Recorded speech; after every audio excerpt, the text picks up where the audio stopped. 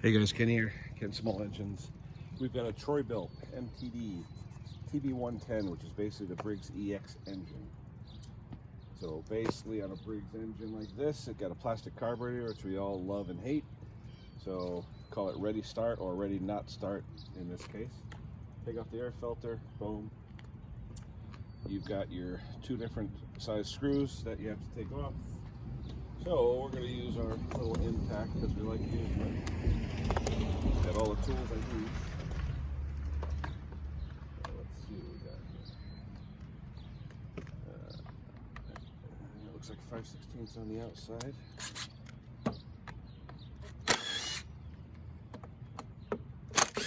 And the 5/16 are machine screws. They're not self-tappers, they're actually machine screws. So that's the 5/16, and are these the same size? No, these are a little smaller. So let's see if the 1/4" drive will work on those. It's probably metric, but yeah, a little bit bigger than that. So let's see what I got here. Let's see if a 9/32 works. Yep, 9/30. It's metric, but a 9/32 bit works.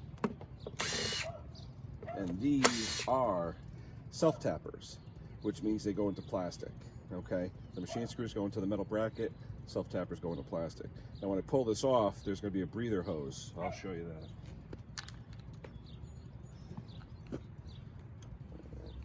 There's a big breather hose right there. Goes in the back of the air cleaner, and as you can see, the two screws down here went into plastic. The machine screws go into the metal. Okay. Now normally on these, do I have to take off the top? I'll take off the top just to make it easier to see. You don't have to normally, but I will. Let's see what we got here. Let's see what size those are. Those should be 5/16 if I'm not mistaken. Yep. 5/16 on those.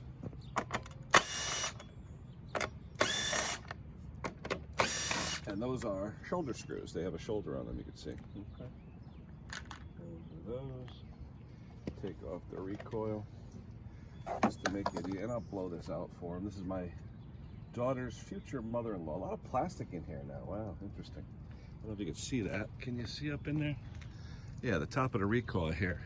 It's all plastic. It used to be all metal, now it's all plastic. Interesting. All right. So what we want to do, we want to take the clamp off the carburetor, the fuel hose. Lineman pliers work good for that. If we can get in there. Okay. And the way the linkage is on these, you have the governor linkage and you have the choke linkage. And on these, probably easier to pull the carb, take off. Well, let's see which one we can get first. These carbs just pop out of these little brackets.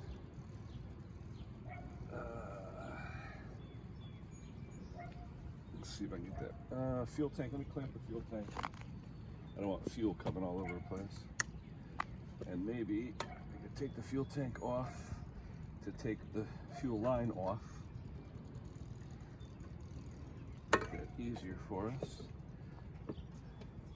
Hope I'm not blocking your view, everybody.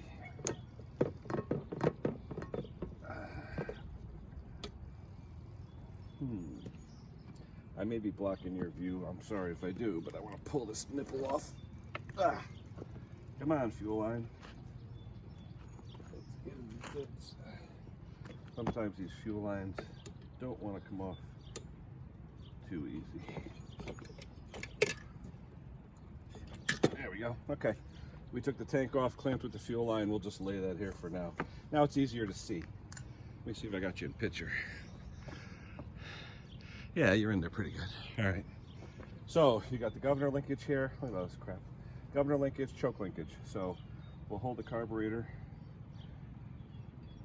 That pops right off. Now the easiest thing first, I'm trying to think, is probably the choke linkage. So bend the carb up. There you go. Choke linkage is done. Now you can bring the governor linkage out, take it off, done. There's your linkage. Nice and easy peasy. All right, I'm gonna grab my air gun so I can blow all this stuff off. Let me turn you off for 1 second, get my air gun. I'll be right back. All right, we're back. Here's my air blow off gun. Let me blow some of this stuff off here. My thumb over the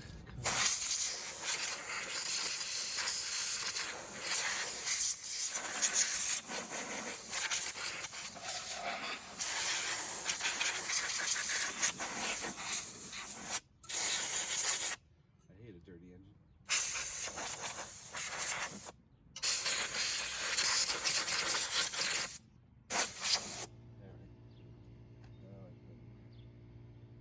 Do the same with the carburetor.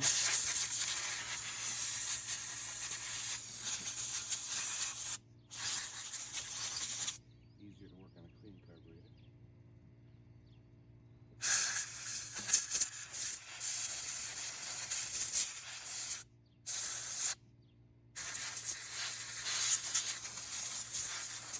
These are pretty easy to work on. There's 2 screws on the bottom. It looks like it's about a 7mm, maybe a 9/32. Take those off. We'll pop that off and we'll see how the float looks. Fuel's gonna come out too, so we'll see. All right, let's get it over here.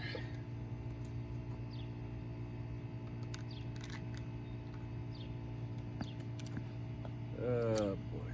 Hopefully it's something stupid. It always is with these. Again, self-tappers going into plastic.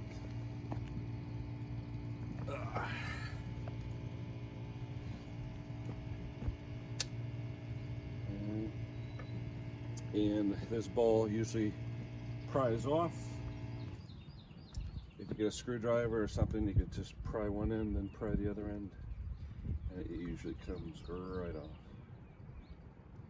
And you try and remember what side is what. Here's the old fuel. I'm just going to dump it. Looks a little yellow, a little gnarly. All right, and the way I remember, the drain plug is toward the float pin. All right, so I'm looking at this. There was a little water in there. Okay, a little bit of water, a little bit of dirt.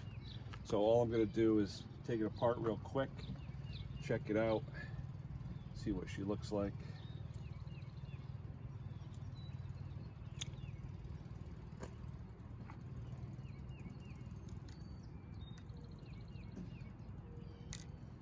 And look at the needle and seat. All right, the needle and seat look okay. They don't look too bad. I'm going to take out this jet right here. We'll clean it, and that should be it. So what I do for these jets, you try and pry them out. You don't want to break them. If you notice the way it sticks out front, it goes toward the inlet side of the carburetor. So I take something, either a screwdriver, and you just pry up on it. Oh, actually, you don't want to break it. You don't want to break it.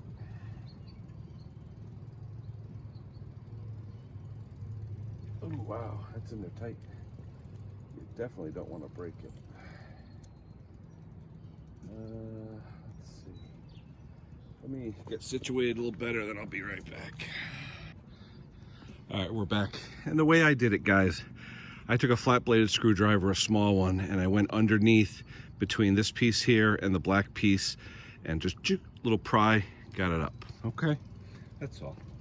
You don't want to break anything, you don't want to snap anything. And if you notice, it's pretty gnarly. It's yellow. Yeah, it's pretty gnarly, the old fuel that's been sitting in there. So I'm gonna, yeah, you can see the jets are all messed up. Let me get some cleaner. I can clean that, but we can definitely tell it's got old fuel in there, and that's what's causing the issue. Let me get some cleaner. I gotta see what I have for parts cleaner. I'll be right back. All right, we're back. We got some parts cleaner here. We're gonna show a little parts cleaner on that. It's coming out the hole, so it looks like the holes aren't clogged. It's just had some junk in it.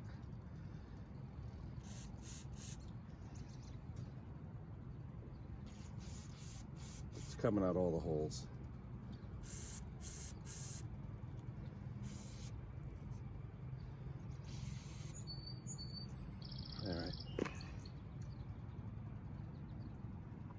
spray some in the bowl, disperse any of that water, whatever was in there.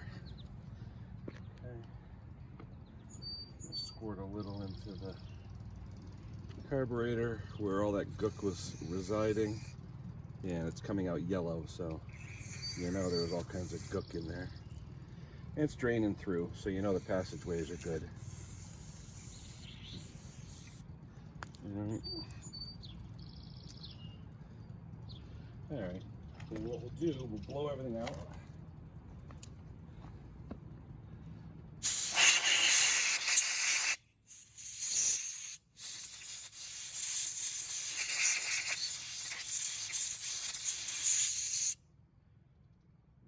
that's all clean. Put that up there. Blow off the jet. All the lines are clear.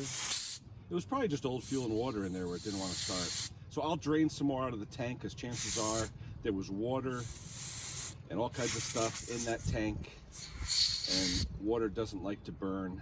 So, all right, should be fairly easy, guys. All right, so we'll take this. All right, and like I said, this jet here goes toward the front of the carburetor, so we'll push that back in.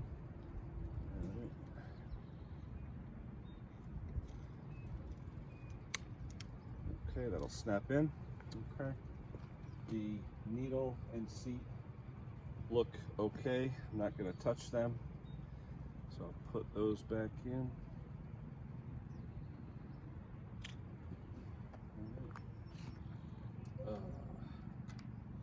We will slide the float pin back in. Get that going. One of my neighbors up the street has a, looks like he's got an aerator of some sort. I gotta go see him later, see what he's doing. All right, push it in. So now we have the floats in, jets in, everything's in. The bottom cup, which we cleaned out, is ready to go.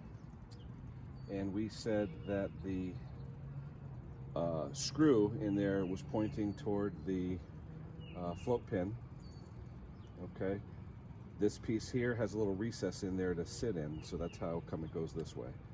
All right, so we'll put that on, and usually you could twist it and press it, and they usually go together nicely, and this one did. Okay, all right, now you take your two self-tappers that go in there. I'll use my impact, but I'll be very light with it because I don't want to strip it.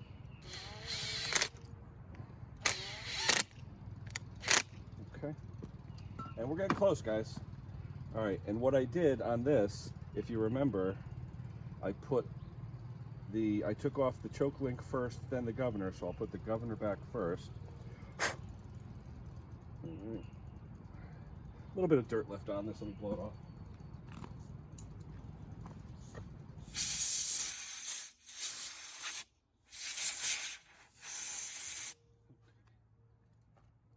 All right, so we'll put the governor link, a little bit of dirt on it. We'll put the governor link on first. Okay, governor link is on. Then we will put the choke link on. Okay, choke link is on. Now all we have to do is put the carburetor back in. All right, and it just slides back in. You have a guide pin here that goes in the groove. You got an O-ring on the back of the car. Make sure the O-ring is on, and you push. That's it. That's all you do. Okay. A little bit of dirt on that governor link. Let me blow her off.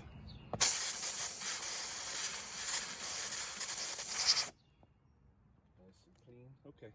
So that's on. Now we can take the fuel tank. And what I'm going to do though is I'm going to drain out some of that fuel in the tank. Let me get a container. I'm going to see if there's any junk in there. I'll be right back. All right, we're back. Now water falls to the bottom of the tank, and that's why on a lot of these tanks, I don't know if you guys know it, but most gas tanks on small engines now, see this little well here? That well is so that any water or anything heavier than the gas can get trapped in here, so it won't go into the carburetor. But chances are, if there's water, it's going to get in.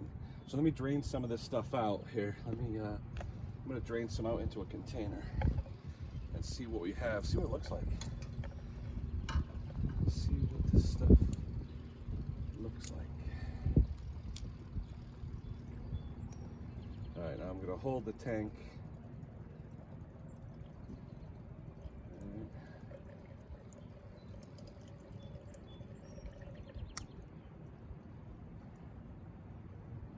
And no, it looks like mostly gas, so hopefully everything is good in there. We'll see. Looks like gas, doesn't look like there's anything much else in there. Alright, let me pry this up the other way so I can put it back on. Alright, so let's put the gas line back on, like that. Then we put the tank back on, like that. Alright, now we take our pliers, put our gas line back on.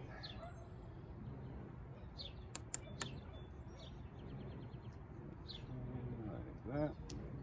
Alright, now we're ready to put the air cleaner back on, button her up, and see if this thing fires. One thing about these carburetors with the choke, this linkage here sometimes butts up against this metal cover and gets jammed and keeps the choke open, so it will never close. In this case, it's working okay. Alright, so we're ready to put the cover back on.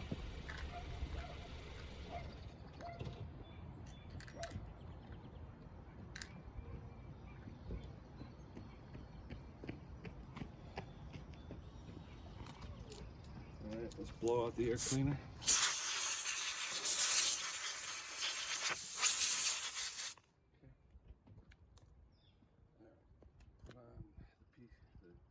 Crankcase ventilation hose.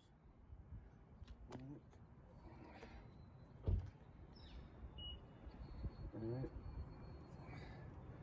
The self-tappers go on the outside. I just start the first few threads.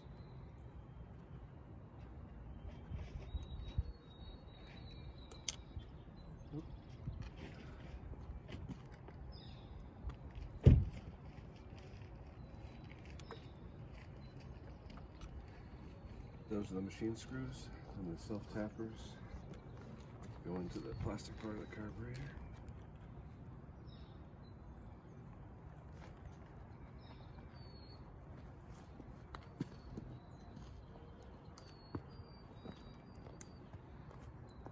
Get those started.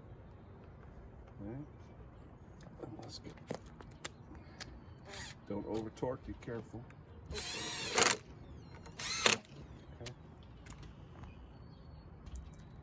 The outer ones in.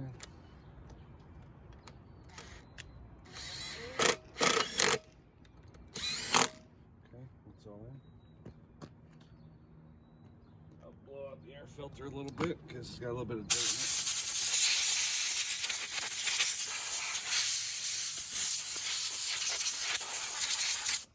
Not in bad shape. Okay, put that back on. Box back on, cover.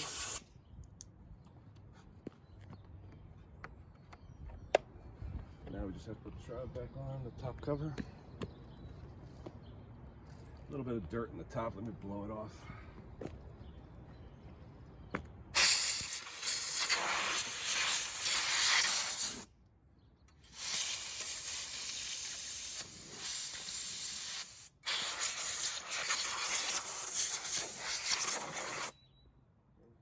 Nice and clean.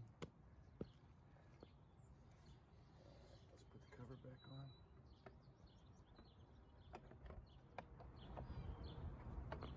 Only goes on one way, so, and again, that's 5/16. 3 shoulder screws. And then hopefully this is ready to go. I can call her up and say, come get it. That'd be nice.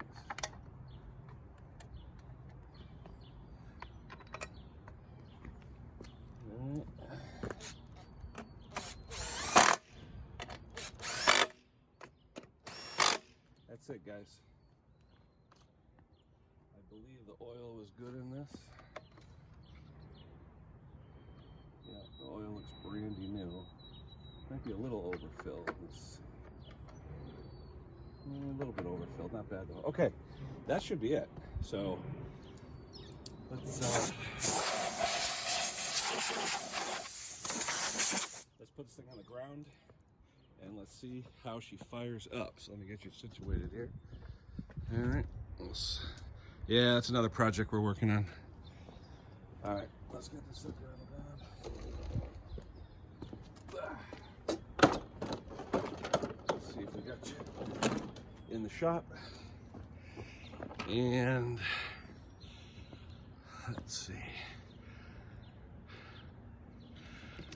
Come down. Let's bring you down a little bit. There we go. All right. Now it's got an auto choke, so there's no prime. Let's go.